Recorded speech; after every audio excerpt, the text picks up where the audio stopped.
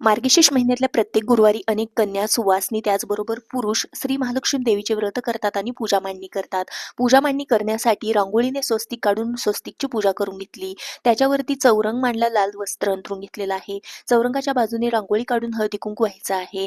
समई प्रज्वलित करून समईची पूजा करून घेतली. स्वतःला हळदी कुंकू लावून घ्यायचं आहे. तांदळाची अरास घालून दीप प्रज्वलित करून दिव्याची पूजा करून घ्यायची आहे. 2 खाऊची पानं ठेवायची, त्याच्यावरती तांदळाची अरास घालून हळदी कुंकू व्हायचं आहे. गणपती बाप्पांच्या मूर्तीला पंचामृताने स्नान घालून मूर्तीची चंदन लावून पूजा करून घ्यायची आहे.